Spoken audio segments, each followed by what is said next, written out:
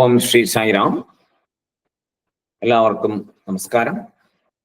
വിവേക ചൂടാമണി നമുക്ക് തുടർന്ന് നോക്കാം.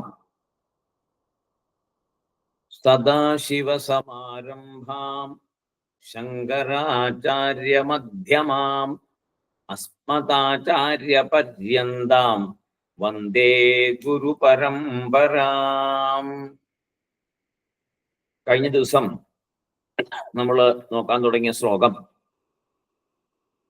വർത്തമാനേപി ദേഹേസ്മിൻ ഛായാവതനുവർത്തിനി അഹന്താമമതാഭാവോ ജീവന്മുക്തസ്യ ലക്ഷണം.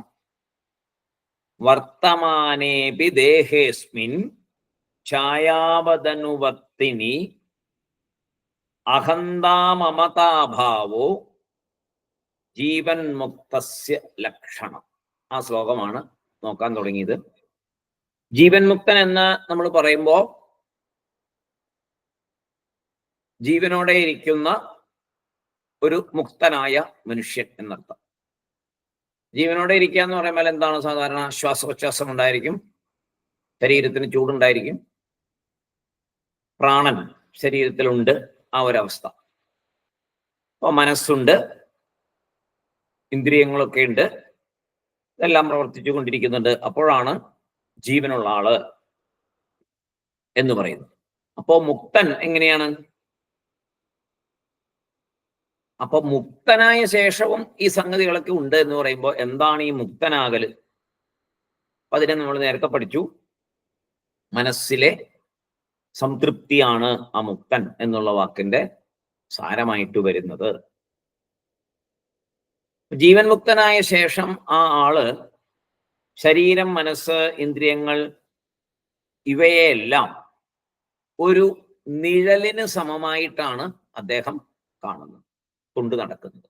ഒരു നിഴലിന് സമമായിട്ടാണ് തൻ്റെ ശരീരത്തെയും മനസ്സിനെയും ഇന്ദ്രിയങ്ങളെയൊക്കെ കൊണ്ടു നടക്കുന്നത്. നമ്മൾ റോഡിൽ കൂടെ പോകുമ്പോൾ നമ്മുടെ നിഴല് റോഡിലുള്ള ചെളിയിലും മലിനജലത്തിലും മറ്റു മലിന വസ്തുക്കളിലും ഒക്കെ പതിക്കുന്നുണ്ടാവാം. അപ്പോ നിഴല് മലിന വസ്തുക്കളിലൊക്കെ പതിക്കുന്നുണ്ടെങ്കിലും ആ നിഴലില് അതൊന്നും പറ്റിപ്പിടിക്കില്ല. മാത്രമല്ല, നമ്മൾ അങ്ങനെ നിഴല് മലിന വസ്തുക്കളിലൊക്കെ പതിച്ചല്ലോ, അതുകൊണ്ട് കുളിച്ചേക്കാം എന്ന് നമ്മൾ വിചാരിക്കാറില്ല. നമ്മളിൽ അതൊന്നും പറ്റാറില്ല. കാരണം നമ്മൾ വേറെ, നിഴൽ വേറെ. നമുക്കറിയാം നമ്മുടെ നിഴൽ തന്നെയാണ്, പക്ഷെ നിഴൽ വേറെ, നാം വേറെ. നിഴലിന്റെ മേത്ത് ഒരാൾ ചവിട്ടിയോ, നിഴലിനെ ഒരാൾ അടിക്കുക, നിഴലിന്റെ മേത്ത് ഒരാൾ കറക്കി തുപ്പുക, ഇങ്ങനെയൊക്കെ ചെയ്താലും നമ്മളത് മൈൻഡ് ചെയ്യാറില്ല. കാരണം നിഴലിലല്ലേ. നിഴലിൽ സംഭവിക്കുന്നതൊന്നും എനിക്ക് സംഭവിക്കുന്നതല്ല. ഞാൻ വേറെ, നിഴൽ വേറെ. എനിക്ക് വരുന്നത് വേറെ, നിഴലിന് വരുന്നത് വേറെ. അപ്പൊ ജ്ഞാനി നിഴലിനെ പോലെയാണ് തൻ്റെ ശരീരത്തെ കൊണ്ടു നടക്കുന്നത്. അതാണ് അതിന്റെ ഏറ്റവും വലിയ പ്രത്യേകത. ജ്ഞാനി ഈ ശരീരത്തെ കാണുന്നത് ഒരു നിഴല് പോലെയുള്ളൂ. അപ്പോൾ നിഴലിന് എന്ത് സംഭവിച്ചാലും എനിക്കൊന്നും സംഭവിക്കില്ല എന്നുള്ള ആ ആത്മാവിനെ അറിഞ്ഞ ആള് ഈ ശരീരത്തിൽ ഇരുന്നു കൊണ്ടിരിക്കുമ്പോഴും ജീവൻ മുക്തന്റെ ശരീരവും സാധാരണക്കാരന്റെ ശരീരവും ഒരുപോലെ തന്നെയാണ് കാണാൻ. ജീവൻ മുക്തന്റെ ശരീരത്തിന് വേറെ പ്രത്യേകതയൊന്നുമില്ല. കാണുമ്പോൾ നമ്മുടെ ശരീരം പോലെ തന്നെ ഇരിക്കും. എന്നാൽ ജീവൻ മുക്തന്റെ മനസ്സില് തൻ്റെ ശരീരത്തെ കുറിച്ചുള്ള വിചാരം എന്താണ്?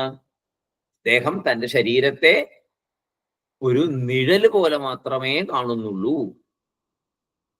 നിഴല് നമ്മ എപ്പോഴും പിന്തുടരും, ഇല്ലേ? നമ്മൾ എവിടെ പോയാലും അവിടെ വെളിച്ചമുണ്ടെങ്കിൽ നമ്മുടെ കൂടെ നിഴലുണ്ടാവും, നമ്മുടെ നിഴലിന് കാണാം. അതുപോലെ തന്നെ ജീവൻ മുക്തനെ എപ്പോഴും ശരീരം പിന്തുടരുന്നു. ആ ആത്മാവിനെ ശരീരം പിന്തുടരുന്നു, അതിന്റെ കർമ്മഫലം അനുസരിച്ച് കിട്ടിയ ശരീരം പതിക്കുന്നത് വരെ. ഇപ്പൊ ജീവൻ മുക്തൻ പോകുന്നിടത്തെല്ലാം ഉടലും പോകും. എങ്ങനെ? ഒരു നിഴൽ പോലെ. നമ്മൾ പോകുമ്പോൾ നിഴൽ വരുന്ന പോലെ ജീവൻ മുക്തന്റെ കൂടെ എന്തു പോകും? ശരീരം പോകും. എന്തുപോലെ? നിഴല് പോലെ. അങ്ങനെ ശരീരം കൂടെ ഉണ്ടെങ്കിൽ പോലും അദ്ദേഹത്തിന് അഹന്തയോ മമതാഭാവമോ ഇല്ല. അഹന്തയോ മമതാഭാവമോ ഇല്ല. അഹന്ത മമത അഭാവ. ഞാൻ എന്ന ഭാവമോ എന്റേതെന്ന ഭാവമോ അദ്ദേഹത്തിന് ഇല്ല. ഇതാണ് ജീവൻ മുക്തന്റെ ലക്ഷണം എന്ന് പറഞ്ഞു. ജീവൻ മുക്തൻ ഞാൻ എന്റേത് എന്ന് പറയുമ്പോൾ അത് വ്യവഹാരത്തിൽ മാത്രമാണ്. അവർക്ക് ഒന്നിനോടും പറ്റില്ല, അവരൊന്നിനോടും ഒട്ടിയിരിപ്പില്ല, ഒന്നിനോടും അറ്റാച്ച്ഡ് അല്ല.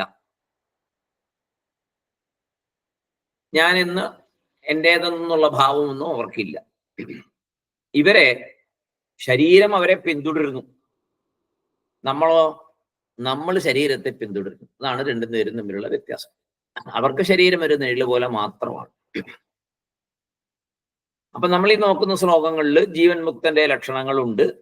ഇതിനു മുമ്പ് ജീവബ്രഹ്മൈക്യം ഉപദേശിച്ച് ആ ജ്ഞാനം ആർക്ക് ലഭിച്ചുവോ അവർ മുക്തി പ്രാപിക്കുന്നു എന്ന് പറഞ്ഞു.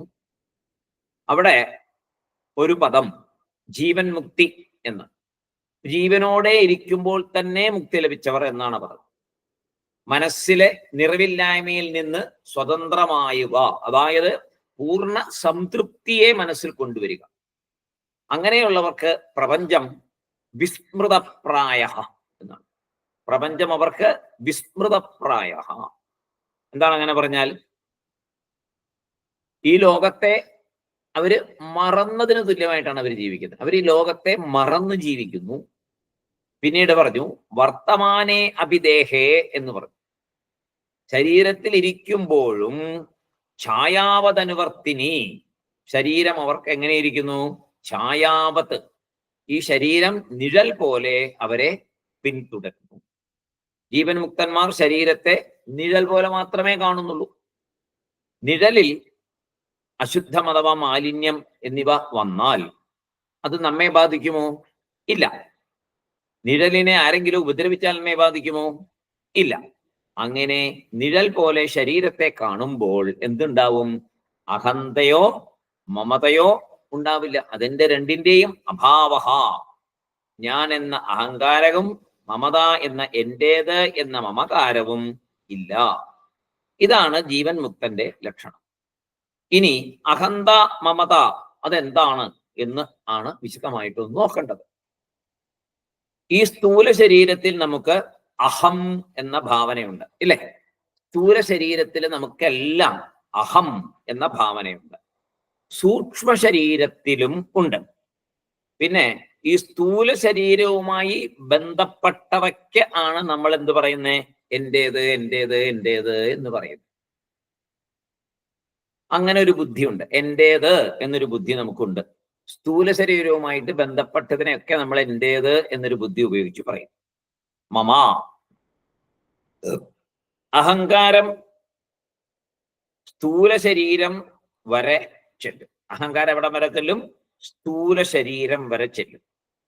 ഞാൻ എന്നതിനെ നമ്മൾ ശരീരത്തിൽ നിർത്തും, അല്ലെ? നമ്മൾ എവിടെ നിർത്തുന്നത്? ശരീരത്തിൽ നിർത്തും. ഞാൻ എന്ന് പറയുമ്പോൾ ഈ ശരീരം എന്നാണ് നമ്മൾ സാധാരണയായിട്ട് നമ്മൾ മനസ്സിലാക്കി വെച്ചിരിക്കുന്നത്. ആ ശരീരത്തിൽ നിർത്തും.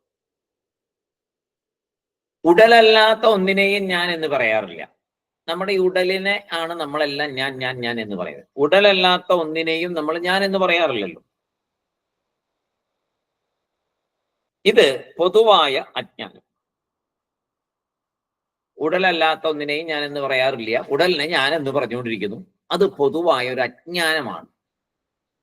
പിന്നെ ചില സമയങ്ങള് സ്ഥൂല ശരീരത്തെ തന്നെ മമകാരമാക്കി പറയും. ചില സമയങ്ങളിൽ സ്ഥൂല ശരീരത്തെ തന്നെ മമാകാരമായിട്ട് എന്റേതായിട്ട് പറയും. ഉദാഹരണത്തിന് ഞാൻ നടന്നു പോകുന്നു. അപ്പൊ എങ്ങനെയാ അവിടെ നമ്മൾ ശരീരത്തെ പറഞ്ഞേ? ഞാൻ നടന്നു പോകുന്നു, എന്റെ ശരീരമാണ് അവിടെ, സ്ഥൂല ശരീരമാണ് നടക്കുന്നത്. അപ്പോ ഞാൻ നടന്നു പോകുന്നു എന്ന് പറയുമ്പോ സ്ഥൂല ശരീരത്തെയാണ് നടക്കുന്നതായിട്ട് പറയുന്നത്. അപ്പൊ നടക്കുന്നത് ആരാ? ഈ ശരീരം. ഈ ശരീരം നടക്കുമ്പോൾ ഞാൻ എന്ത് പറയുന്നു? ഞാൻ നടക്കുന്നു എന്ന് പറയുന്നു, അല്ലെ? ഈ ശരീരം നടന്നുകൊണ്ടിരിക്കുമ്പോൾ നമ്മൾ എന്താ പറയുന്നത്? ഞാൻ നടക്കുന്നു. അപ്പോ ശരീരത്തിനാണ് അവിടെ ഞാൻ എന്ന സ്റ്റാറ്റസ് കൊടുത്തത്. വളരെ ശ്രദ്ധിച്ച് കേൾക്കേണ്ട ഭാഗങ്ങളാണ്. അപ്പൊ ശരീരത്തിനാണ് ഞാൻ എന്ന സ്റ്റാറ്റസ് അവിടെ കൊടുത്തത്. ഇനി ശരീരത്തിൽ ഒരു വേദന വരുന്നു എന്ന് വിചാരിക്കുക, തലവേദന അല്ലെങ്കിൽ വയറുവേദന. അപ്പോ മനസ്സിന് വേദന അനുഭവപ്പെടുന്നു. ശരീരത്തിലൊരു വേദന വരുമ്പോൾ മനസ്സിനൊരു വേദന അനുഭവപ്പെടുന്നു. അപ്പൊ നാം പറയും എൻ്റെ തലവേദനിക്കുന്നു, എൻ്റെ വയറ് വേദനിക്കുന്നു, എൻ്റെ കൈ വേദനിക്കുന്നു, എൻ്റെ നടുവേദനിക്കുന്നു. അപ്പോ അവിടെ എന്തായി? ഞാൻ എന്ന ബുദ്ധിയെ സൂക്ഷ്മ ശരീരത്തിലേക്ക്, മനസ്സിലേക്ക് വെച്ചു. ഞാൻ എന്നതിനെ നേരത്തെ സ്ഥൂല ശരീരത്തിലാണ് വെച്ചിരുന്നത്, ഇപ്പോ സൂക്ഷ്മ ശരീരത്തിലും വെക്കുന്നു ഞാൻ എന്ന ആ വാക്കിനെ. എങ്ങനെയാണ്? എൻ്റെ തലവേദന എടുക്കുന്നു, എൻ്റെ നടുവേദന എടുക്കുന്നു, എൻ്റെ വയറുവേദന എടുക്കുന്നു. അപ്പോ എന്റേന്നാക്കി അല്ലേ? എൻ്റെ വയറ് വേറെ വയറ്. അപ്പൊ സൂക്ഷ്മ ശരീരത്തില് അവിടെ കൊണ്ടു. പിന്നെ ഈ സ്ഥൂല ശരീരം എന്റേതായി ആ സമയത്ത്. എൻ്റെ കൈ വേദനിക്കുന്നു, കാൽ വേദനിക്കുന്നു, വയറ് വേദനിക്കുന്നു. ഇവിടെയൊക്കെ മനസ്സ് സൂക്ഷ്മ ശരീരം ഞാൻ എന്ന ബുദ്ധിയെ സ്വീകരിച്ചു. മനസ്സാണ് ഇവിടെ ഞാൻ എന്ന ബുദ്ധിയെ സ്വീകരിച്ചിരിക്കുന്നത്. മനസ്സാണ് സ്വീകരിച്ചിരിക്കുന്നത്. എൻ്റെ കൈ എന്നാണ് പറയുന്നത്. അപ്പൊ മനസ്സാണ് അവിടെ ഞാൻ എന്ന സ്റ്റാറ്റസിനെ സ്വീകരിച്ച്, അതായത് സൂക്ഷ്മ ശരീരം ഞാൻ എന്ന സ്റ്റാറ്റസിനെ സ്വീകരിച്ചിരിക്കുന്നു. ചില സമയം എൻ്റെ മനസ്സ് വേദനിക്കുന്നു എന്ന് പറയും, ഇല്ലേ? മനസ്സ് വേദനിക്കും, എൻ്റെ മനസ്സിന് ഭയങ്കര വിഷമമാണ്, മനസ്സ് വേദനിക്കുന്നു എന്ന് പറയും. മനസ്സിന് സുഖമില്ല എന്ന് പറയും. അപ്പൊ മനസ്സെന്തായി? എൻ്റെ മനസ്സ് എന്ന് പറയുമ്പോ മമാകാരം എവിടെ പോയി? മനസ്സിലേക്ക് പോയി. എൻ്റെ മനസ്സ്, എൻ്റെ മനസ്സ്, എൻ്റെ എന്നുള്ളത് അവിടെ വന്നപ്പോ മനസ്സ് മമാകാരമായി. എൻ്റെ അറിവ്, എനിക്കിപ്പോൾ അറിവില്ല, എൻ്റെ അറിവ് നശിച്ചുപോയി എന്നൊക്കെ പറയുമ്പോഴോ സൂക്ഷ്മ ശരീരം പോലും മമകാര വിഷയം ആകാം. അങ്ങനെയും പറയുന്നുണ്ട് അല്ലേ? എൻ്റെ അറിവ് നഷ്ടപ്പെട്ടു, എനിക്കിപ്പോ അറിവില്ല. അപ്പൊ സൂക്ഷ്മ ശരീരം പോലും അവിടെ മമകാര വിഷയമാകും. ഇങ്ങനെ സ്ഥൂല ശരീരവും സൂക്ഷ്മ ശരീരവും ഞാൻ എൻ്റേത് എന്നതിന് വിഷയമായി കൊണ്ടിരിക്കുന്നു.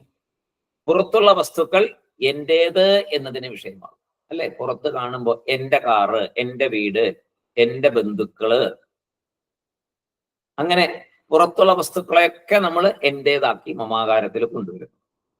ഇനി നമ്മൾ സ്വല്പം ശ്രദ്ധിച്ചു നോക്കിയാൽ ഏതിൽ നിന്നാണ് നമുക്ക് വേദന അഥവാ വിഷമം അഥവാ ദുഃഖങ്ങൾ ഉണ്ടാകുന്നത് എന്ന് ശ്രദ്ധിച്ചു നോക്കണം.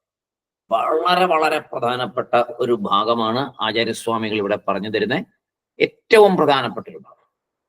ഇത് മനസ്സിലാക്കിയാൽ തന്നെ നമ്മുടെ സംസാര ദുഃഖം നമ്മളെ വിട്ടൊഴിയും. നമ്മൾ എവിടേക്കാണോ എത്തേണ്ടത്, അന്തിമ ലക്ഷ്യം, അവിടേക്ക് എത്തുവാനുള്ള വളരെ വേഗത്തിൽ നമുക്ക് അവിടേക്ക് ചെല്ലാൻ സാധിക്കും. എങ്ങനെ? ഈ കാര്യം വളരെയധികം ശ്രദ്ധിക്കണം. എന്ത്? ഏതിൽ നിന്നാണ് നമുക്ക് വേദനകൾ ഉണ്ടാകുന്നത്? ഏതിൽ നിന്നാണ് വിഷമങ്ങൾ ഉണ്ടാകുന്നത്? ഏതിൽ നിന്നാണ് ദുഃഖങ്ങൾ ഉണ്ടാകുന്നത്? ഏത് സ്ഥലത്ത് നിന്നാണ് നമുക്കിതൊക്കെ ബാധിക്കപ്പെടുന്നത്? എവിടെ നിന്നാണ് നമ്മൾ ഇത് ബാധിക്കുന്നത്? ഈ വിഷമങ്ങൾ, സങ്കടങ്ങൾ, വേദനകൾ, പ്രയാസങ്ങൾ എവിടെ നിന്നാണ് ഇത് നമ്മളെ ബാധിക്കുന്നത് എന്ന് നോക്കിയാൽ ഏതാണോ അഹങ്കാര മമകാരങ്ങൾക്ക് വിഷയമായിരിക്കുന്നത് അതിൽ നിന്നാണ് അല്ലേ? വളരെ ശരിയല്ലേ? എല്ലാ വസ്തുക്കളിൽ നിന്നും ദുഃഖം വരുന്നില്ലല്ലോ. എന്റേത് എന്ന് എവിടെ ഒരു ലേബല് നമ്മൾ വെച്ചോ അതിനെന്തെങ്കിലും സംഭവിച്ചാൽ വേദനയായി. ഇപ്പോ നമ്മുടെ വീടുണ്ട്, തൊട്ടപ്പുറത്തെ വീടുണ്ട്, ഒരു ചെറിയ കാറ്റ് വന്നു, അപ്പുറത്തെ വീട്ടില് ഒരു മരം ഒടിഞ്ഞ് വീണു, കുറെ നാശനഷ്ടം വന്നു, വലിയ വേദനയൊന്നും നമുക്കില്ല. അയ്യോ കഷ്ടമായി പോയി എന്ന് പറയുന്നല്ല, അതിൽ കൂടെ ഒന്നും ഇതാവില്ല. നേരെ മറിച്ച് എൻ്റെ വീട്ടിന്റെ മുകളിലേക്കാണ് ഒരു മരം വീണേച്ചാലോ ഭയങ്കര വിഷമമായി, സങ്കടമായി, പ്രശ്നമായി. എന്നാലും എനിക്കിത് സംഭവിച്ചല്ലോ എന്നായി, ഈശ്വരൻ എന്നോട് ഇങ്ങനെ ചെയ്തല്ലോ എന്നായി, പല പല പ്രശ്നങ്ങളായി. അപ്പൊ എവിടെയാണ് രണ്ട് ഒന്നേ സംബന്ധിച്ച് അപ്പുറത്തും മരം വീണു, ഇപ്പുറത്തും മരം വീണു, പക്ഷെ എൻ്റെ എന്നൊരു ചിന്ത വന്നതുകൊണ്ട് അവിടെ ഭയങ്കരമായ പ്രയാസമുണ്ടായി. ഇത് തന്നെയാണ് എല്ലാത്തിലും. എത്രയോ പേരുടെ ആ പത്രത്തിന്റെ ചരമക്കോളത്തിൽ എത്രയോ പേര് മരിച്ചത് കാണുന്നു. അപ്പോഴൊന്നും നമുക്ക് പ്രത്യേകിച്ച് ഒന്നും സംഭവിക്കുന്നില്ല മനസ്സിൽ. ഒരു സാധാരണ പടം കാണുന്ന പോലെ അങ്ങ് മറച്ചു വിടും എന്നുള്ളത്. ചിലപ്പോൾ നിറച്ച് നോക്കാറ് പോലും. അതേസമയം നമ്മുടെ പരിചയമുള്ള ഒരാരെങ്കിലും, അല്ലെങ്കിൽ എൻ്റെ കൂട്ടുകാരൻ, അല്ലെങ്കിൽ എൻ്റെ അധ്യാപകൻ, എൻ്റെ കൂട്ടുകാരൻ്റെ പരിചയത്തിലുള്ളവര്, എൻ്റെ അങ്ങനെ ആ റിലേഷൻഷിപ്പ് എൻ്റെ എന്നുള്ള മമകാരത്തിനുമായിട്ട് ബന്ധപ്പെട്ട് വരുന്ന ഏതെങ്കിലും ഒരു പടം അവിടെ കണ്ടാൽ നമുക്ക് വിഷമമായി. വേറെ 50 100 പടമാണ്, അതിൻ്റെ ഇടയിൽ ഒരു പടം എൻ്റെ എന്ന് നമ്മൾ സങ്കല്പിക്കുന്ന ഭാഗത്ത് വരുമ്പോഴാണ് നമുക്ക് പ്രയാസം ഉണ്ടാകുന്നത്. അപ്പോ അഹങ്കാരം, മമകാരങ്ങൾക്ക് വിഷയമായിരിക്കുന്ന കാര്യങ്ങളിൽ നിന്ന് മാത്രമേ നമുക്ക് വിഷമം വരുള്ളൂ, സങ്കടം വരുള്ളൂ, ദുഃഖം വരുള്ളൂ. എന്റേത് എന്നുള്ള സംഗതി ഉള്ളത് കൊണ്ടാണ് അതെല്ലാം വരുന്നത്, അല്ലെങ്കിൽ വരികയില്ല. എവിടെയും വേദന, മനസ്സിൽ വേദന ഉണ്ടാവുന്നു. എന്റേതാവും എന്ന് വിചാരിക്കുന്നത് കൊണ്ട് മനസ്സിൽ വേദന വരുന്നു. പണ്ട് ഇങ്ങനെ ഒരു കഥ പറയും. പണ്ട് കാലത്ത് ഈ ടെലഗ്രാം മാത്രമുള്ള കാലത്ത് ഒരു ദേശത്തില് ഒരു ടെലഗ്രാം വരുന്നു, ഒരാള് മരിച്ചു എന്ന് പറഞ്ഞു. അപ്പോ ഒരേ പേരുള്ള 2 മക്കളുണ്ട്, ഒരേ പേരാണ്, 2 ഫാമിലിയിൽപ്പെട്ടവരാണ്. ടെലഗ്രാം വന്നപ്പോ, ഇപ്പോ സപ്പോസ് സന്തോഷ് ആണ് മരിച്ചത് എന്ന് ടെലഗ്രാം വരുന്നു. ഇപ്പൊ 2 വീടുകളിലും സന്തോഷ് എന്ന് പറഞ്ഞ മക്കളുണ്ട്, 2 പേരും US-ലാണ്. ഈ പോസ്റ്റ്മാൻ ആദ്യത്തെ വീട്ടുപേരും ഏതാണ്ടൊക്കെ ഒരുപോലെയാണ്, അച്ഛന്മാരുടെ കുടുംബമൊക്കെ ഏതാണ്ട് ഒരുപോലെയാണ്. ഈ ടെലഗ്രാം കൊണ്ട് കൊടുത്തത് വളരെ പെട്ടെന്നാണല്ലോ, പെട്ടത്തെ കാലത്തല്ലേ. ടെലഗ്രാം കൊണ്ട് കൊടുത്തത് ആദ്യം ഒരാളുടെ കൈ കൊണ്ടക്കൊടുത്ത് അങ്ങേരുടെ മകന്റെ പേരും ടെലഗ്രാമിൽ വന്നിരിക്കുന്ന ആള് മരിച്ചു എന്നുള്ള പേരും ശരിയാണ്. ഭയങ്കരമായിട്ട് കരച്ചിലായി. മോൻ പോയി എന്ന് പറഞ്ഞ്, എൻ്റെ മകനല്ലേ, ഭയങ്കരമായിട്ട് കരച്ചിലും മക്കളൊക്കെ ആയി. അപ്പോൾ ആൾക്കാർ ഓടി വന്നു. അപ്പുറത്തെ വീട്ടിൽ നിന്നും കുറച്ചപ്പുറം മാറിയാണ് മറ്റേ ആളുടെ, അവിടെ നിന്നും ആൾ വന്ന് എന്തു പറ്റി ചോദിച്ചു, ഇങ്ങനെ പറഞ്ഞു. അപ്പോൾ ഇയാളുടെ മകനും അവിടെ US-ലാണ്. അപ്പോൾ എന്തായി, ഒരാളുടെ മകൻ മരിച്ചിരിക്കുന്നു, മറ്റേയാളുടെ മകൻ ജീവിച്ചിരിക്കുന്നു. ഭയങ്കര അലമുറയായിട്ടുള്ള കരച്ചിലും മകച്ചിലുമായി. അപ്പോൾ ആരോ ആ ടെലഗ്രാം ഒന്നുകൂടെ എടുത്തു നോക്കി. ടെലഗ്രാം എടുത്തു നോക്കിയപ്പോൾ അതിനകത്ത് ഉള്ള ആ അച്ഛൻ്റെ പേരും ഇവരുടെ 2 പേരുടെ ഒരുപോലെയാണ്. അച്ഛൻ്റെ പേരിൽ ഇനിഷ്യൽ ചെറിയ വ്യത്യാസമേ ഉള്ളൂ, EB എന്നും VB എന്നുള്ള വ്യത്യാസം.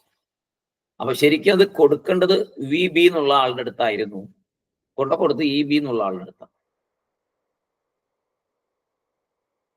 വേഗം ഇവര് ഇത് നോക്കിയപ്പോൾ ഇത് അഡ്രസ് വ്യത്യാസം ഉണ്ടല്ലോ, ഇത് താങ്കളുടെ അല്ലല്ലോ, ഇതപ്പുറത്തെ 5-6 വീടപ്പുറമുള്ള മറ്റേ അദ്ദേഹത്തിന്റെ ആണല്ലോ, ഈ ടെലഗ്രാം അദ്ദേഹത്തിന് അഡ്രസ് ചെയ്തതാണല്ലോ എന്ന് പറഞ്ഞ് ഉടനെ അവരെങ്ങനെയൊക്കെയോ വീണ്ടും കോണ്ടാക്ട് ചെയ്തപ്പോ മനസ്സിലായി, ആദ്യത്തെ ആളുടെ ടെലഗ്രാം ആരുടെ കയ്യിലാണ് കിട്ടിയത്, അയാളുടെ മകനല്ല മരിച്ചത്, മറ്റേ ആളുടെ മകനാണ് മരിച്ചത്. ഉടനെ ഇയാൾക്ക് വലിയ ആശ്വാസമായി. ആർക്ക്? എൻ്റെ മകൻ എന്ന് വിചാരിച്ചു എന്ന ആൾക്ക് ഭയങ്കര ആശ്വാസമായി, മറ്റേയാളുടെ മകനല്ലേ മരിച്ചേ. ഉടനെ കരച്ചിലൊക്കെ നിന്നു. അയാളെ സമാധാനിപ്പിക്കാൻ തുടങ്ങി. സാരമില്ല, കുഴപ്പമൊന്നുമില്ല, എന്ത് ചെയ്യാനാ, മനുഷ്യനായ ജനിച്ചാൽ മരിക്കണ്ടേ എന്തായാലും എന്നൊക്കെ പറഞ്ഞ് മറ്റേ അച്ഛനെ സമാധാനിപ്പിക്കാൻ തുടങ്ങി. അപ്പൊ എത്ര പെട്ടെന്നാണ് ആ മാറ്റം വരുന്നത്. എൻ്റെ എന്നുള്ള ആ ഒരു ട്വിസ്റ്റില്, എൻ്റേതല്ല എന്നൊരു ട്വിസ്റ്റില് ഒരു മരണദുഃഖം പോലും മാറിപ്പോയി. അപ്പൊ എത്രമാത്രം ആണ് അതിൻ്റെ സ്വാധീനം, മമകാരത്തിന്റെ സ്വാധീനം എത്രമാത്രമാണ് എന്നാണ് അതിൽ നിന്ന് നമ്മൾ മനസ്സിലാക്കേണ്ടത്. വലിയ ഒരു സംഗതിയല്ലേ.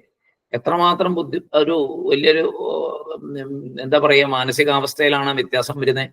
പെട്ടെന്ന് അയ്യോ ആശ്വാസമായി എന്ന് പറയാം. അതീവ ദുഃഖത്തിൽ നിന്ന് ഉടനെ പറയുന്നു ആശ്വാസമായി. മറ്റേ അയാള് അറിഞ്ഞപ്പോ അയാൾക്ക് സങ്കടമായി, അയാൾക്ക് മകൻ മരിച്ചു എന്ന് പറഞ്ഞാൽ അയാൾക്ക് സങ്കടമായി. ഇങ്ങനെയാണ് ലോകത്തിന്റെ ആ ഒരു മമകാരത്തിന്റെ സംഭവം.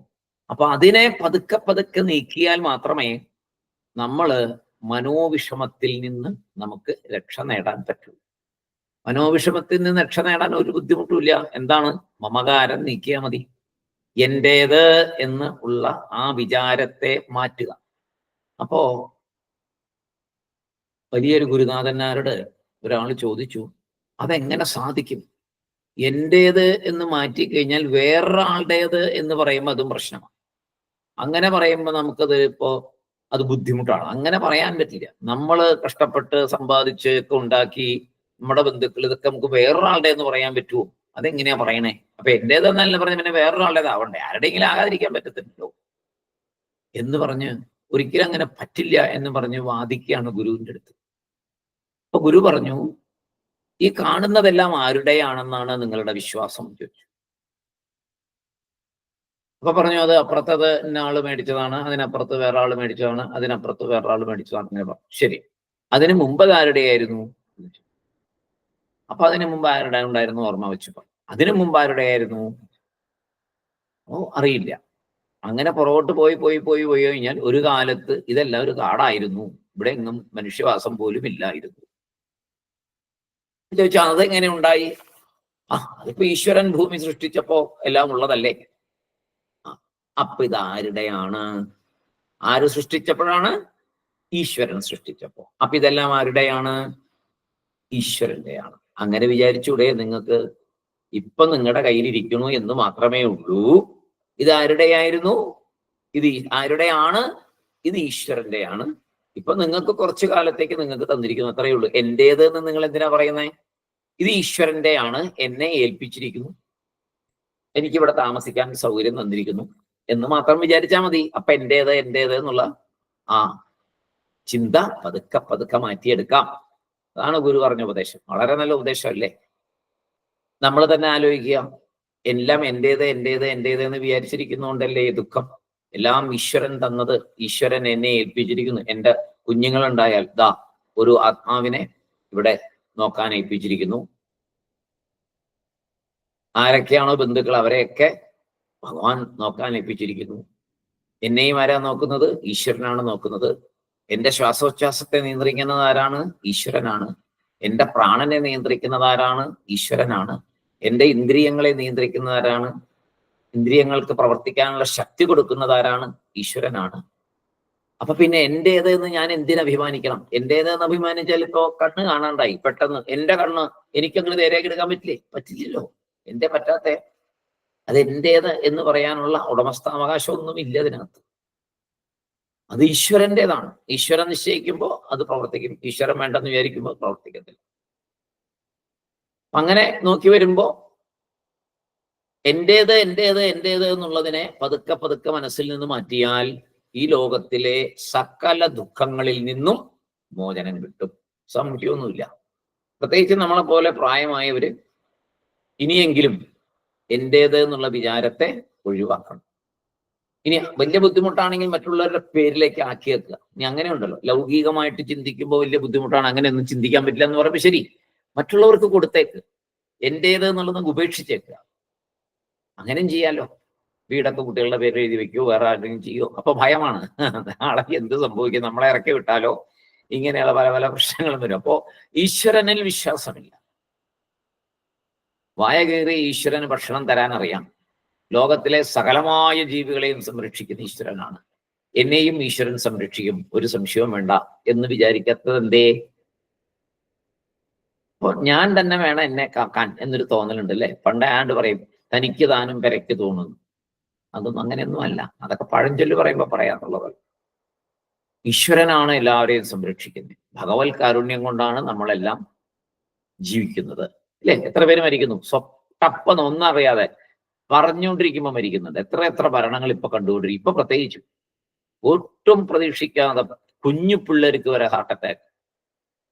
3-ാം ക്ലാസ്സിലും 4-ാം ക്ലാസ്സിലും മരിക്കുന്ന കുട്ടികൾ ഹാർട്ട് അറ്റാക്ക് കൊണ്ട് മരിക്കുന്നത്. എന്താണ് സംഭവിക്കുന്നത്? അപ്പൊ നമ്മുടെ കയ്യിലല്ല ഇതൊന്നും. ഒരു ശക്തി എല്ലാത്തിനെയും നിയന്ത്രിക്കുന്നുണ്ട്. ആ ശക്തിയാണ് ആര് എവിടെ എപ്പോ എങ്ങനെ ഇരിക്കണം എന്ന് തീരുമാനിക്കുന്നത്. ഇത് നമുക്കൊന്ന് ഉറയ്ക്കണം. നമുക്ക് അറിയാം, പക്ഷെ ഇല്ല നമുക്ക് ഇതിനെ കുറിച്ചും. കാര്യങ്ങളൊക്കെ നമുക്കറിയാം, പക്ഷെ അടിയുറച്ച ഒരു വിശ്വാസം, ആചരണത്തിലൂടെ ഒരു വിശ്വാസം നമ്മുടെ കയ്യിലില്ല. നമുക്ക് വിശ്വാസങ്ങളെല്ലാം ഉണ്ട്, ആചരണത്തിലില്ല. നമ്മുടെ വിശ്വാസങ്ങളെ, എത്ര വിശ്വാസങ്ങളെ നമ്മൾ ആചരണത്തിൽ കൊണ്ടുവരുന്നുണ്ട്? വളരെ കുറച്ചല്ലേ കൊണ്ടുവരുന്നുള്ളൂ. നമുക്ക് ബുദ്ധിമുട്ടില്ലാത്ത കാര്യങ്ങളെ ആചരണത്തിൽ കൊണ്ടുവരും. നമ്മളെ നിയന്ത്രിക്കുന്ന, നമ്മുടെ മനസ്സിനെ തോന്നിയ മാതിരി ഓടിപ്പോകാതെ നിയന്ത്രിക്കുന്ന എല്ലാ ആഗ്രഹങ്ങളെയും സാധിപ്പിച്ചു തരാൻ പറ്റാത്ത സാധനങ്ങളെയൊക്കെ നമ്മൾ ഒഴിവാക്കും. നമ്മുടെ ആഗ്രഹം സാധിക്കാൻ പറ്റുന്ന സാധനങ്ങൾ എന്തൊക്കെയുണ്ടോ അതൊക്കെ നമ്മൾ ചെയ്യും.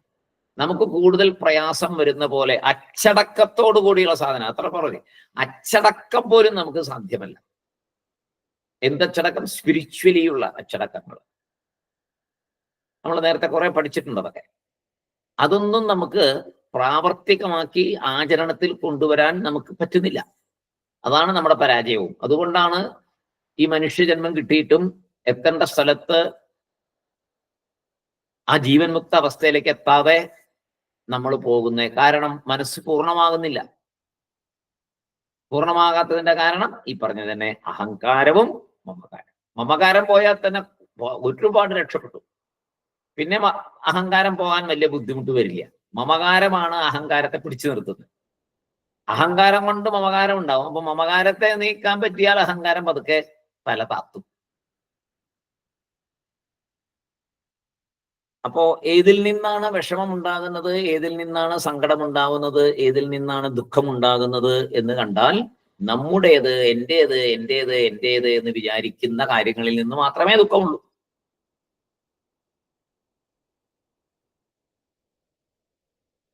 അഹങ്കാരമോ മമകാരമോ സ്പർശിക്കാത്ത ഏതൊരു സാധനത്തിനും നാശമുണ്ടായാൽ നമുക്ക് ഒരു വിഷമവുമില്ല. എത്ര നാശം വന്നോട്ടെ, അതെന്റേത് ഞാൻ എന്നുള്ള വിചാരമില്ലെങ്കിൽ നമുക്ക് ഒരു വേദനയും ഉണ്ടാകില്ല.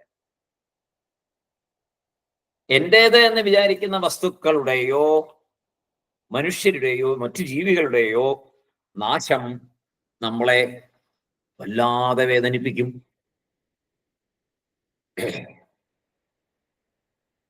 ഇനി അതേപോലെ മറ്റൊരാളുടെ പ്രവൃത്തി എന്നെ ബാധിക്കണു, അയാളുടെ പ്രവൃത്തി കൊണ്ട് എന്നെ ബാധിക്കണു എന്ന് നമ്മൾ പറയുമ്പോഴോ അവര് എൻ്റെ മമകാര പരിധിയിൽ വരുന്നത് കൊണ്ടാണ്. അയാൾ അങ്ങനെ ചെയ്തു,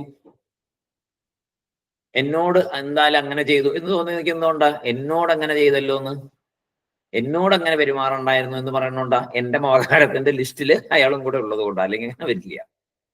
അപ്പൊ എല്ലാം അതിന്റെ ബേസ് മമകാരമാണ്. എന്റേതെന്നോ ഞാനെന്നോ ഉള്ള ലിസ്റ്റിൽ പെടാത്ത എന്ത് വസ്തുവിന് എന്ത് സംഭവിച്ചാലും അത് നമ്മുടെ മനസ്സിനെ ബാധിക്കില്ല. അപ്പോ നിസ്സാര ശക്തിയൊന്നുമല്ല അഹങ്കാരത്തിനും മമകാരത്തിനും ഉള്ളത്. ഈ സംസാര ദുഃഖത്തിന്റെ മുഴുവൻ കാരണവും ഇത് രണ്ടുമാണ്.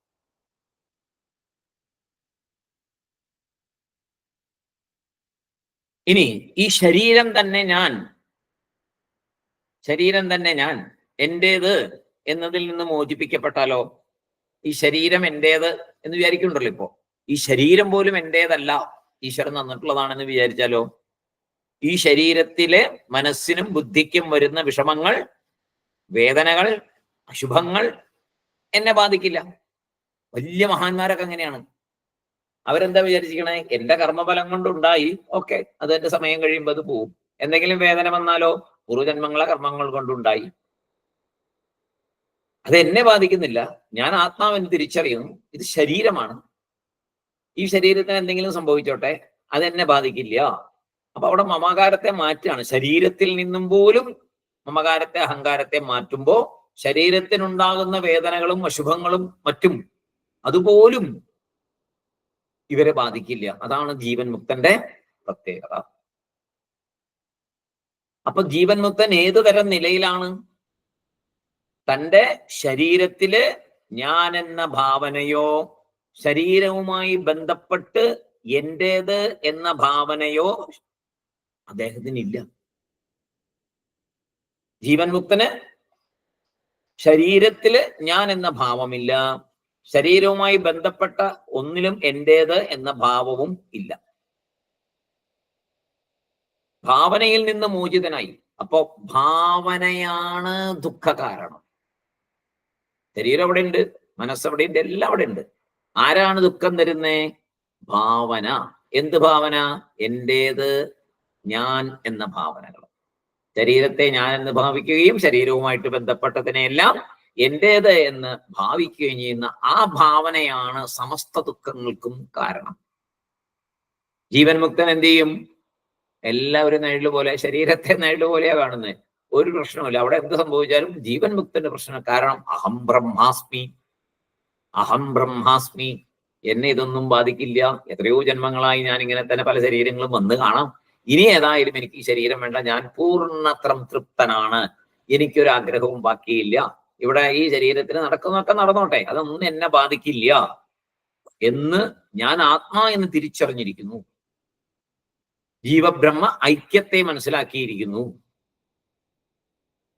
നമ്മൾ എന്ത് ചെയ്യണു? ജീവൻ മുക്തൻ അങ്ങനെ മമകാരത്തെ മാറ്റി മാറ്റി മാറ്റി മാറ്റി വിട്ടു. നമ്മൾ എന്ത് ചെയ്യുന്നു? മമകാരത്തിന്റെ പരിധി കൂട്ടിക്കൊണ്ടേയിരിക്കുക. ഇല്ലേ? നമ്മൾ സമ്പാദ്യം തുടങ്ങിയ കാലം, അതിന് മുമ്പേ തന്നെ തുടങ്ങി. ജോലി കിട്ടിയ കാലം തൊട്ട് തന്നെ നമ്മൾ എന്റേത്, കല്യാണം കഴിച്ചപ്പോ എന്റെ ഭാര്യ, കുട്ടികളുണ്ടായപ്പോ എന്റെ കുട്ടികള്, വീട് മേടിച്ചപ്പോ എന്റെ വീട്, ഒരു വീട് പോരാ 4 വീട്, എന്റെ വീട്, വാഹനങ്ങള്, ഒരു വാഹനം പോരാ 2 വാഹനം പോരാ, എന്റെ എന്നുള്ളതിന്റെ പരിധി കൂട്ടി കൂട്ടി കൂട്ടി കൂട്ടി കൂട്ടി കൂട്ടി ഇപ്പൊ എന്തായി? എന്തുമാത്രം വസ്തുക്കളാ എന്റേത്. അപ്പോ അതിനെ പ്രകടിപ്പിക്കാനും മറ്റുള്ളവരുടെ മുമ്പിൽ നിരത്താനും അതിലും വലിയ സന്തോഷമാണ്. എന്റേതാണ്, അതെന്റേതാണ്, ഇതെന്റെയാണ്, ഇതേ കണ്ടോ അതെന്റെയാണ്, അപ്പുറത്ത് ആ ബിൽഡിംഗ് കണ്ടില്ലേ അതും എന്റെയാണ്, ഇപ്പുറത്തെ കണ്ടോ ഈ 4 ഇത് വാടകയ്ക്ക് കൊടുത്തിരിക്കും, ഇതും എന്റേതാണ്, ഇത് ഈ പറമ്പ് കണ്ടോ ഇതെന്റെയാണ്, ഈ എത്ര മരങ്ങളാണ് കണ്ടോ അതെല്ലാം എന്റേതാണ്, ഞാൻ നട്ടതാണ്, ഞാൻ പിടിപ്പിച്ചതാണ്. എന്റെ എന്റെ എന്റെ എന്റെ എന്നുള്ളതിന്റെ പരിധി കൂട്ടിക്കൊണ്ടിരിക്കുകയാണ്. സാധാരണ നമ്മളെപ്പോലെ ലൗകികരെന്ത് ചെയ്യുന്നു? എന്റേതെന്നുള്ള പരിധിയെ കൂട്ടി കൂട്ടി കൂട്ടി കൂട്ടി കൂട്ടി ചാകാറാവുമ്പോഴത്തേക്കും കണ്ണെത്താത്ത ദൂരം മുഴുവൻ, എണ്ണിപ്പറയാൻ പറ്റാത്ത അത്രയും വസ്തുക്കൾ എന്റേതായി. ദുഃഖം കൂടി കൂടി കൂടി കൂടി കൂടി കൂടി എന്താ പറയാ, ദുഃഖത്തിൽ തന്നെ കാണും. പിന്നെ ദുഃഖമേ ഉള്ളൂ. കാരണം ഏതെങ്കിലും ഒരു വസ്തുവിന് എന്തെങ്കിലും പ്രശ്നം വന്നുകൊണ്ടിരിക്കും. അതിന് ദുഃഖം വരുമോ? വരാതിരിക്കുമോ? എല്ലാം എന്റേതല്ലേ. എന്റേതിന് എന്ത് പ്രശ്നം വന്നാലും എനിക്ക് ദുഃഖമായി. അതേസമയം ജീവൻ മുക്തൻ എന്ത് ചെയ്യുന്നു? ഒന്നും എന്റേതല്ല. അദ്ദേഹം നേരത്തെ ആ ഗുരു പറഞ്ഞ പോലെ എല്ലാം ഈശ്വരൻ്റെത്. ഈശ്വരൻ തരുന്നു, ഈശ്വരൻ എടുക്കും. നമുക്ക് എന്നാ കാര്യം ഇരിക്കുന്നത്? നമ്മൾ ജസ്റ്റ് റോള് വന്ന് അഭിനയിച്ചു പോകും, അത്രയോ. ഒരു പ്രശ്നമില്ല. ഈശ്വരനാണ് എല്ലാം ചെയ്യുന്നത്, എല്ലാം ഈശ്വരൻ്റെതാണ്, എന്റേതായിട്ട് ഇവിടെ ഒന്നുമില്ല. വളരെ സിമ്പിൾ ആയിട്ടിരിക്കുന്നു. ഒരു പ്രശ്നമില്ല, ഒരു ദുഃഖമില്ല. ശാസ്ത്രം പറയുന്നു, ലിസ്റ്റ് വലുതാകും തോറും വിഷമവും സങ്കടവും വർദ്ധിച്ചുകൊണ്ടേയിരിക്കും. ജീവൻ മുക്തന് ലിസ്റ്റ് ഇല്ല. ജീവൻ മുക്തന്റെ അടുത്തൊരു ലിസ്റ്റ് ഇല്ല. എന്റേതെന്ന് പറഞ്ഞൊരു ലിസ്റ്റ് ഇല്ല. പിന്നെ എങ്ങനെ ജീവിക്കും? എല്ലാം ഉപയോഗിക്കും, എല്ലാം ഉപയോഗിക്കും. എങ്ങനെ? എന്റേതെന്നുള്ള വിചാരമില്ലാതെ കൊണ്ട് ലൗകികമായിട്ട് ലോകത്തിൽ ജീവിക്കും, ഒരു പ്രശ്നമില്ല. എന്റേത് എന്നുള്ള വിചാരമില്ലാതെ കണ്ട് കടന്നു പോകും. അങ്ങനെ ഒരു വിചാരമേ ഇല്ല. ഒരു ബുദ്ധിമുട്ടും ഇല്ലാതെ ജീവിതം മുന്നോട്ട് പോകും. ഉദാഹരണത്തിന് ഒരു കാര്യം പറഞ്ഞു. ഇവിടെ 2 സുഹൃത്തുക്കൾ ഉണ്ടായിരുന്നു. വളരെ ഇന്റിമേറ്റ് സുഹൃത്തുക്കളാണ്. ഒരാള് തൻ്റെ വീടും വാഹനവും മറ്റേ ആൾക്ക് കൊടുത്ത് ഇത് നോക്കാനായിട്ട് ഏൽപ്പിച്ചിട്ട് വിദേശത്തിന് പോയി. ഉറ്റ സുഹൃത്തുക്കളാണ്, വളരെ വിശ്വാസമാണ് അങ്ങോട്ടും ഇങ്ങോട്ടും. പറഞ്ഞു, ഞാൻ ഇങ്ങനെ വിദേശത്തേക്ക് പോവാണ്, 3-4 വർഷം കഴിഞ്ഞ് തിരിച്ചു വരികയുള്ളൂ. അതുവരെ താങ്കൾ ഇവിടെ താമസിച്ചോളൂ, ഇത് നോക്കിക്കോളൂ, ഈ വാഹനം ഉപയോഗിച്ചോളൂ, ഇതെല്ലാം ഞാൻ താങ്കൾക്ക് തരികയാണ്. ഞാൻ 3-4 വർഷം കഴിഞ്ഞേ വരുള്ളൂ. അതുവരെ താങ്കൾ ഇവയെ സംരക്ഷിക്കുക എന്ന് പറഞ്ഞു. അങ്ങനെ സുഹൃത്ത് അവിടെ താമസിക്കാൻ തുടങ്ങി. വളരെ സന്തോഷമായിട്ട് ദിവസങ്ങൾ മുന്നോട്ട് പോയി. 2 വർഷം കഴിഞ്ഞപ്പോൾ ഉടമസ്ഥൻ പറഞ്ഞു, ഞാൻ ഇനി തിരിച്ചു വരുന്നില്ല, താങ്കൾ തന്നെ അത് എടുത്തുകൊള്ളൂ എന്ന് പറഞ്ഞു. ഞാൻ ഇനി തിരിച്ചു വരുന്നില്ല, എനിക്ക് ഇവിടെ ഇഷ്ടപ്പെട്ടു, താങ്കൾ തന്നെ അത് എടുത്തുകൊള്ളുക എന്ന് പറഞ്ഞു. അപ്പൊ 2 വർഷമായിട്ട് ആ വീടും വാഹനവും അയാളുടെ സുഹൃത്തിൻ്റെതാണ്, ഇല്ലേ? മനസ്സിൽ എങ്ങനെയാ വിചാരിച്ചിരുന്നത്? എന്റെ സുഹൃത്തിൻ്റെതാണ്, ഞാൻ ഒരു സംരക്ഷകൻ മാത്രം എന്നാണ് 2 വർഷം വിചാരിച്ചിരുന്നത്. ഇനി അങ്ങനെ തന്നെയാണോ വിചാരിക്കുക? ഞാനൊരു സംരക്ഷകൻ മാത്രമാണ് എന്ന് വിചാരിക്കുവോ ഇനി? നല്ല രസമാണ് അത് ആലോചിച്ച് കഴിഞ്ഞാൽ. വിചാരിക്കുവോ? ഇല്ല. അയാൾ ഇത് എടുത്തോളാൻ പറഞ്ഞു. ഇനി താങ്കൾ ഇത് എടുത്തോളാം എന്ന് പറഞ്ഞു. അപ്പോ അതെന്റേതായി. ഉടനെ ആ സെക്കൻഡിൽ അതെന്തായി? ആ സംരക്ഷകൻ എന്നുള്ള അവിടെ നിന്ന് മാറിയിട്ട് എന്റേത്, ഇതിനി എന്റെ എന്നുള്ള ചിന്ത അവിടെ. അതാണ് ഭാവന മാറുന്നത്. ഒരേ സ്ഥലത്ത് താമസിച്ചുകൊണ്ടിരിക്കുന്നു, ഭാവനയിൽ വരുന്ന മാറ്റം. സംരക്ഷകനായിട്ടിരിക്കുമ്പോൾ പ്രശ്നമില്ല, അവിടെ എന്തെങ്കിലും കേടുപറ്റിയാലും നമുക്ക് അദ്ദേഹത്തെ അറിയിച്ചാൽ മതി, കാര്യങ്ങൾ നമുക്ക് പ്രശ്നമൊന്നുമില്ല. ഇനി എങ്ങനെയാണോ ഇപ്പൊ ചിന്ത ഇതായി, ഒരു മതിലൊരു കല്ലിടിഞ്ഞു വീണാൽ, ഒരു അകത്ത് ഒരു ഫ്ലോറിൽ ഒരു എന്തെങ്കിലും ഒരു സാധനം വീണ് ഫ്ലോർ പൊട്ടിയാൽ, ഒരു ചുമരിൽ ഒരു ആണി അടിക്കുമ്പോൾ പോലും നേരത്തെ ഉണ്ടായിരുന്ന വിചാരമല്ലല്ലോ, അപ്പോഴത്തെ ഭാവനയാണോ ഇപ്പോ? ഒരു ഫോട്ടോ തൂക്കാൻ വേണ്ടി ചുമരിൽ ഒരു ആണി അടിക്കുമ്പോൾ നേരത്തെ ഉണ്ടായിരുന്ന ഫീലിംഗ് ആണോ ഇപ്പോ? അല്ല, വ്യത്യാസമുണ്ട്. എന്റേത് എന്ന് പറഞ്ഞപ്പോ എല്ലാം മാറി മറിഞ്ഞു. ഇവിടെ ഇത്രയും കാലം എന്റെ സുഹൃത്തിൻ്റെത് എന്ന്, ഇപ്പോഴോ എന്റെ എന്ന്. രണ്ടും തമ്മിൽ വ്യത്യാസമുണ്ടല്ലോ. സാമാന്യ ബുദ്ധിയുള്ള നമുക്കൊക്കെ ആലോചിച്ചാൽ അറിയാം രണ്ടും തമ്മിൽ വ്യത്യാസം ഉണ്ടോ ഇല്ലയോ എന്ന്, പ്രത്യേകിച്ച് പറയേണ്ട കാര്യമില്ല. നേരത്തെ എന്തെങ്കിലും നാശം വന്നാൽ ഉടനെ ഫോൺ വിളിച്ച് പറയും, നേരോട് പറയും, അത്രേ ഉള്ളൂ. ഇപ്പോഴോ? അപ്പൊ മനസ്സിൽ വിഷമമൊന്നുമില്ല. ഇപ്പോഴോ? ഇപ്പൊ മനസ്സ് തിങ്ങി നിറഞ്ഞ് ഭയങ്കരമായിട്ട് വിഷമിക്കും മനസ്സ് എന്തെങ്കിലും വന്നു കഴിഞ്ഞാൽ. നേരത്തെ അങ്ങനെ വിളിച്ച് പറയത്രൂ.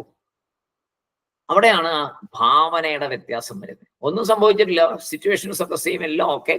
ഭാവനയിൽ മാറ്റം വന്നു. അദ്ദേഹം എടുത്തോളാൻ പറഞ്ഞപ്പോ ഒട്ടനെ ഭാവന മാറി, എന്റേതായി. ആശാവാശം അവിടെ തുടങ്ങി, അറ്റാച്ച്മെന്റ് ആയി, നമ്മൾ പെട്ടു അല്ലെ? അറ്റാച്ച്മെന്റ് വരുന്നോളും പെട്ടു അതിനകത്തേക്ക്. ഇപ്പൊ ഒരു ചെറിയ പോറൽ പോലും ആ വീടിന് സംഭവിച്ചാൽ താങ്ങാൻ പറ്റാണ്ടായി. പക്ഷേ ജീവൻ മുക്തൻ അങ്ങനെയൊന്നുമല്ല. ജീവൻ മുക്തൻ എല്ലാം ഉപയോഗിക്കും, എന്തും ഉപയോഗിക്കും, എല്ലാ കാര്യങ്ങളിലും ഇടപെടെ എല്ലാം ചെയ്യും. ഒന്നും എന്റേത് എന്ന് വിചാരിക്കില്ല. അഹന്തയും ഇല്ല, മമകാരവും ഇല്ല, വേറെ യാതൊരു പ്രശ്നമില്ല. അദ്ദേഹത്തിനൊന്നും എന്റേതെന്ന് വിചാരിക്കുകയില്ല. അപ്പൊ എന്തുണ്ടാവും? ഒരു സങ്കടവും ഇല്ല, ഒരു വേദനയില്ല. എല്ലാം ഒരു സിനിമ കാണുന്ന പോലെ ഇങ്ങനെ കണ്ടുകൊണ്ടിരിക്കുന്നു. ഇപ്പൊ നമ്മൾ സിനിമ പോലും കണ്ടിട്ട് കാര്യന്നവരുണ്ട്, അത് പറഞ്ഞിട്ട് കാര്യമില്ല. ഒരു ചിത്രം കാണുന്ന പോലെ, ഒരു ഫിലിം കാണുന്ന പോലെ കടന്നു പോകും, അത്രേ ഉള്ളൂ. അപ്പോ അതിലേറ്റവും എളുപ്പമായിട്ട് ആ ചിന്തയിലേക്ക് പോകാൻ പറഞ്ഞത്, ഗുരുനാഥൻ പറഞ്ഞത്, ഈശ്വരൻ തന്നത് എന്ന് ചിന്തിക്കുക. ഇത് ആലോചിച്ചറിയാലോ, ഞാൻ ജനിച്ച് വരുമ്പോ എൻ്റെ കയ്യിൽ യാതൊന്നും ഉണ്ടായിരുന്നില്ല. ഒരു ചെറിയ മാംസപിണ്ഡമായിട്ടാണ് ഞാൻ ഈ ഭൂമിയിലേക്ക് വന്നത്. പിന്നീട് ഉണ്ടായതെല്ലാം ഈശ്വരന്റെ അനുഗ്രഹം, നടന്നതെല്ലാം ഈശ്വരന്റെ അനുഗ്രഹം, കിട്ടിയതെല്ലാം ഈശ്വരൻ തന്നത്. എന്റേതായിട്ട് ഇവിടെ ഒന്നുമില്ല. ഞാൻ പോകുമ്പോഴും ഒന്നും കൊണ്ടുപോകാൻ പോകുന്നില്ല. ഒരു സൂചി പോലും എനിക്ക് കൊണ്ടുപോകാൻ പറ്റില്ല. അലക്സാണ്ടർ ചക്രവർത്തിയുടെ കഥയൊക്കെ ഓർമ്മയുണ്ടല്ലോ. കൈ തുറന്ന് മലർത്തി കൈ വെച്ചിട്ടാണ് പോയത് ഇന്ത്യയിൽ നിന്ന് തിരിച്ചു പോകുമ്പോൾ.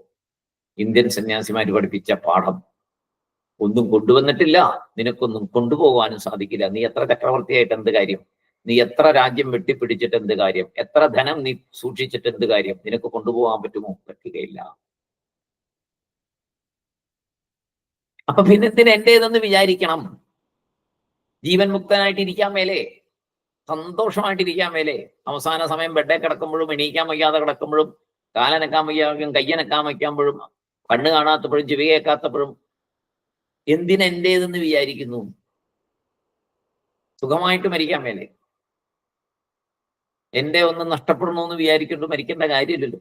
ഇപ്പൊ എല്ലാവരും മരിക്കുന്ന അങ്ങനെയല്ലേ? എന്റെ എല്ലാം നമുക്ക് പുറത്ത് പറയാൻ പറ്റുന്നില്ല. എന്റെ വർത്തമാനം പറയാൻ മേലുണ്ടായി, ഒന്നും മിണ്ടാൻ മേല. പക്ഷെ മനസ്സിൽ മുഴുവൻ എന്റെ അതിനെന്ത് സംഭവിക്കും, എന്റെ ഇതിനെന്ത് സംഭവിക്കും, എന്റെ കുട്ടികൾക്ക് എന്ത് സംഭവിക്കും, എന്റെ ഭാര്യയ്ക്ക് എന്ത് സംഭവിക്കും, എല്ലാം എന്റെയാണ്. എന്റെ വീടിന് ഇനി അന്യാദാനം വിട്ടുപോലെ, എന്റെ വസ്തുക്കളൊക്കെ എവിടെ പോവും, എന്തെല്ലാം ചിന്തകളായിരിക്കും. നമ്മൾ കുറച്ചു പേരെങ്കിലും അതിൽ നിന്നൊന്ന് മാറണം. ഇത്രയൊക്കെ പഠിച്ചു കഴിഞ്ഞാൽ അങ്ങനെ ഒന്നും ഇനി ഉള്ളിൽ ഉണ്ടാകരുത്. അതിനാണ് ഇത്രയും ബുദ്ധിമുട്ടി ഈ വൈകുന്നേരം 7:45 മുതൽ മുമ്പിൽ ഇരിക്കുന്നത്.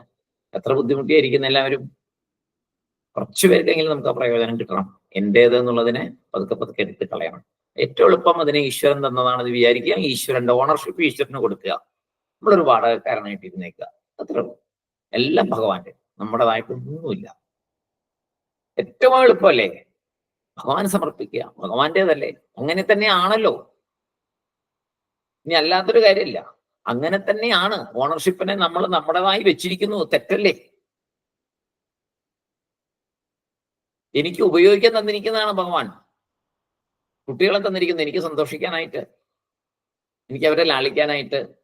ഒരു കളിപ്പാട്ടത്തിനെ തന്നിരിക്കുന്ന കളിപ്പാട്ടം അത് വെച്ച് സന്തോഷിക്കാം. കുഞ്ഞിന് കളിപ്പാട്ടം കൊടുക്കുമ്പോൾ കുഞ്ഞെന്ത് ചെയ്യും? കളിപ്പാട്ടം വെച്ചുകൊണ്ട് കളിച്ച് സന്തോഷമായിട്ട്. അതുപോലെ നമുക്ക് കിട്ടുന്നതിനൊക്കെ നമ്മൾ ഭഗവാൻ സന്തോഷിക്കാനായിട്ട് തരുന്നതായിട്ട് വിചാരിച്ച് ഓണർഷിപ്പ് എടുക്കരുത് ഒരിക്കലും. എന്റേത് എന്നുള്ള ഓണർഷിപ്പിനെ എടുക്കാതിരിക്കുക. ഓണർ എപ്പോഴും ഈശ്വരൻ മാത്രം. അതാണ് ജ്ഞാനിയുടെ ഭാവന. ജീവൻ മുക്തന്റെ ഭാവന അതാണ്. ഒന്നും എന്റേതല്ല, എല്ലാം സാക്ഷാൽ ജഗതീശ്വരൻ്റേത്. എന്റെ ഈ ശരീരം പോലും കർമ്മഫലമായിട്ട് വന്നതാണ്, അല്ലാതെ എന്റേതൊന്നും അല്ലത്. കർമ്മഫലമായിട്ട് സംഭവിച്ചു, അത് തീർന്നു പോകും, ഒരു ദിവസം പോകും. ഞാൻ പോകും, എന്റെ ശരീരവും പോകും. പക്ഷെ എനിക്ക് മരണമില്ല, ഈ ശരീരം നശിക്കും. അപ്പൊ ഇപ്പൊ ഞാൻ എന്ത് ചെയ്യണു? ആത്മസ്വരൂപം തന്നെയാണ്. ഇവിടെ ഈ സാധനമൊക്കെ ഈശ്വരൻ തന്നിരിക്കുന്നതാണ്. ഈ ലോകത്തിൽ ശരീരം കിട്ടിയതുകൊണ്ട് ഭോഗവസ്തുക്കൾ തന്നിട്ടുണ്ടോ, സുഖിക്കാനും അനുഭവിക്കാനും ടേസ്റ്റ് ചെയ്യാനൊക്കെ ഭഗവാൻ തന്നിരിക്കുന്നു. ഓക്കെ, ഞാനത് ഉപയോഗിക്കുന്നു. എന്റേതല്ല, ഞാൻ ഉപയോഗിക്കുന്നത് മാത്രം. എന്റേതല്ല, ഈശ്വരൻ്റെതാണ്. അപ്പോ അഹന്തയും മമതയും അഭാവമായിട്ട് വരണം. അത് രണ്ടും അഭാവമാകണം, നമ്മുടെ ഉള്ളിൽ ഉണ്ടാകരുത്. നമ്മുടെ ഭാവന എന്റേത് എന്നുള്ള ഭാവനയെ എടുത്ത് കളയുക. അപ്പോൾ മാത്രമേ നമുക്ക് ജീവൻ മുക്തനായിട്ട് നമ്മുടെ അന്തിമ ലക്ഷ്യത്തിലേക്ക് പോകാൻ സാധിക്കുകയുള്ളൂ. ഇനി ഒരു ജീവൻ മുക്തന്റെ ലക്ഷണം കൂടെ അടുത്ത ശ്ലോകത്തിൽ പറയുന്നുണ്ട്. അത് നമുക്ക് അടുത്ത ദിവസം നോക്കാം. അതിനുശേഷം വിദേഹമുക്തിയാണ് പിന്നീട് ആചാര്യസ്വാമി പറഞ്ഞു തരാൻ പോകുന്നത്. ഇപ്പോൾ ജീവിച്ചിരിക്കുമ്പോൾ, നമ്മളെപ്പോലെ ജീവനോടെ ഇരിക്കുമ്പോൾ എങ്ങനെ മുക്തനാകും എന്നാണ് വളരെ വിശദമായിട്ട് പറഞ്ഞു തന്നു കഴിഞ്ഞു. ഈ അവസാനത്തെ ഇന്നത്തെ ആ മമകാരത്തെ മാറ്റുന്നതല്ലേ ഏറ്റവും, അല്ലെ? ആലോചിച്ച് നോക്കിയാൽ എന്ത് സുഖമാണ്.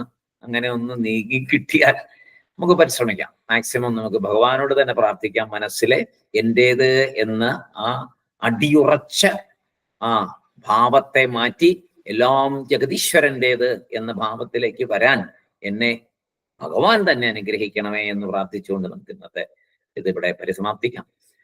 ഓം പൂർണ്ണമദ പൂർണ്ണമിദം പൂർണ്ണാത് പൂർണ്ണമുദച്യത്തെ പൂർണ്ണസ്യ പൂർണ്ണമാദായ പൂർണ്ണമേവാവശിഷ്യത്തെ. ഓം ശാന്തി ശാന്തി ശാന്തി. എല്ലാവർക്കും നമസ്കാരം. എല്ലാവർക്കും സായിരാം.